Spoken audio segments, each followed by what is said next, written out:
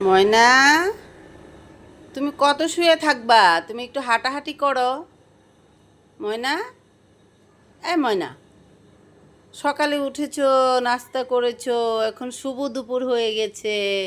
দুপুর হয়ে গেছে, এখন তুমি উঠো, একটু হাঁটাহাঁটি করো, একটু খেলা করো। ময়না পাখি, সোনার পা দিয়ে একটু খেলা করো, সোনার পা দিয়ে একটু খেলা করো, সোনার হাত দিয়ে একটু খেলা করো। সোনার হাত পা নিয়ে খালি শুয়ে থাকলে হবে? বলো আব্বু, বলো, একটু খেলা করো উঠে। উফ, কি করব বাচ্চাদেরকে নিয়ে, একদম মানে ওদেরকে পরিচালনা করতে করতে একবারে টায়ার্ড হয়ে গেছি। আর কি বলবো, অনলাইনে এসে মানে এত পরিশ্রম করছি, কষ্ট করছি, কোনো সফলতাই হচ্ছে না।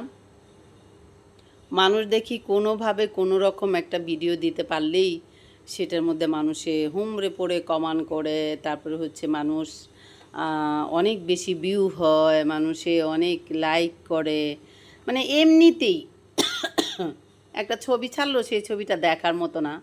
সেটার মধ্যেই অনেকেই দেখবেন যে জ্ঞাতি গোষ্ঠী যারা আছে, আত্মীয় স্বজন, সবাই দেখবেন হুমড়ো হয়ে পড়ে, কি চমৎকার, ওয়াও, মানে কি বলবো, মানে কি কি বলে বলে তারা কমান করছে।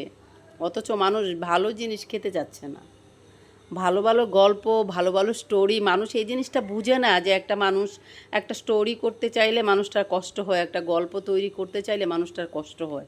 আর সেই মানুষটাও অনলাইন প্ল্যাটফর্মে ওখান থেকে কিছু করার জন্য আসছে, তাকেও একটু সাপোর্ট করি আমরা, তার পাশেও থাকি।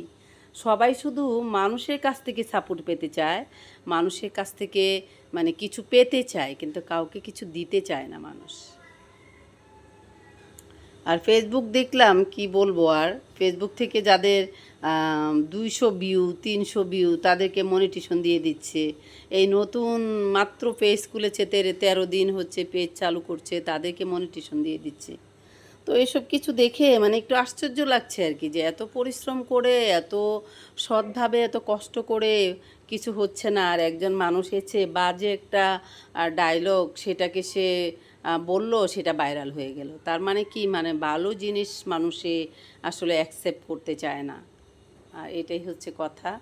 তবে হ্যাঁ, অনেকে হচ্ছে মানে মাঝে মধ্যে মনে হয় যে আসলে কি সোশ্যাল প্ল্যাটফর্মের মানুষগুলো কি আসলে মন থেকে মানুষকে অ্যালাউ করে নাকি করে না।